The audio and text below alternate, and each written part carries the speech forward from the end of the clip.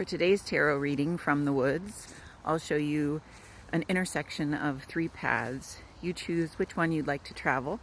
I'll pull cards for each and offer an interpretation, and each path will be time-stamped in the caption. Here's the path to the north. Here's the path to the east. And here's the path to the south. Hi, I'm Brooke of the Woods, and as always, I hope you will use these readings to dance with your own wise and creative subconscious, your intuition, looking for synchronicities, ways to make associations, find metaphors, and develop meaning that is useful in your life. I like to think of these readings as waking collective dreams that describe themes that are moving through the collective unconscious. So you may find something useful in all 3. We'll begin with the cards for the path to the northwest at the top, the 7 of Cups and the Hierophant. This feels like an esoteric reading. It feels like a nudge or a reminder that there is some timely ritual or magic that needs to be performed.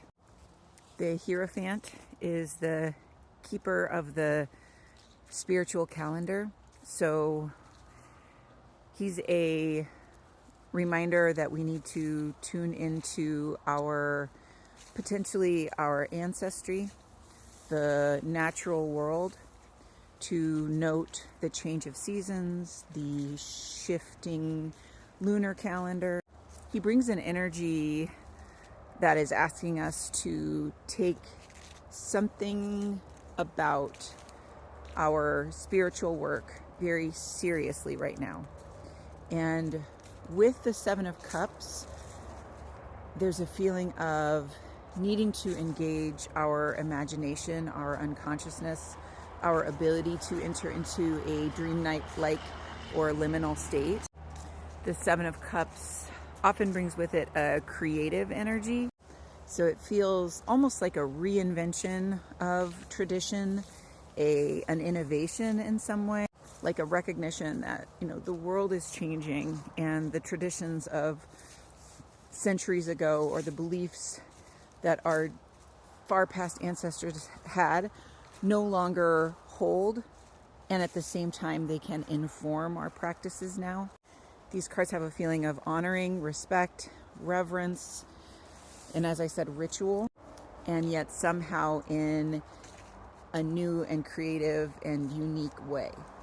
And the cards for the path east are in the middle. We have the Ace of Discs and the reversed 7 of Wands. There's a little bit of a back to the drawing board feeling with these cards. Reverse 7 of Wands can appear when some effort that we've been undertaking, something that we have been trying to accomplish or get through an obstacle we've been trying to overcome.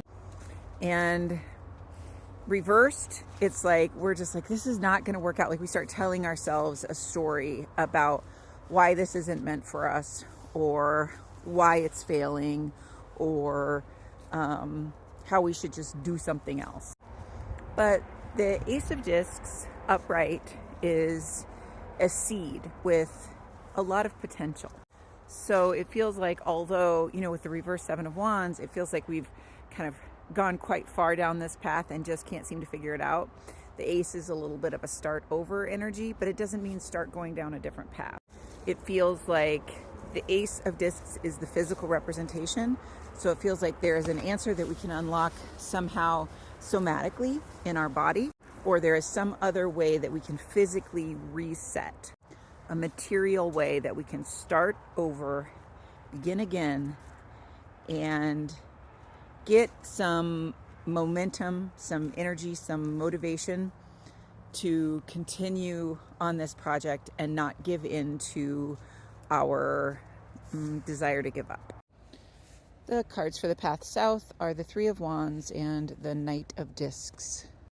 The 3 of Wands brings our attention to whatever place in our life we feel the most excited about, the most willing to take risks, the most interested in expanding.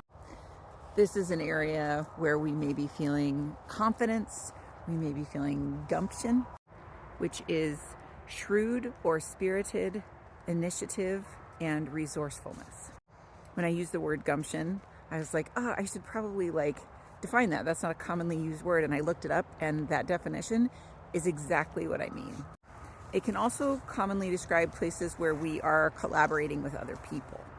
And the Knight of Discs is here to let us know, to support us in this effort, in this initiative, and to let us know that now is the time for us to lay down some maybe specific rituals, rhythms, routines. He can feel a little bit tedious and boring sometimes, especially in this Three of Wands, exciting place. But he's a reminder that in order to get from point A to point B, we can't just wish ourselves there. We have to put these kind of practices, these regular things in place that our day-to-day tasks can support the ambition that we are trying to pursue. And he's particularly good at helping us develop a schedule, a calendar, develop healthful routines. He's very embodied. He's very much about hygiene. So what we need to do, sleep-wise, health-wise, and then also just physically, materially, with our hands and with our actions in order to make this dream a reality.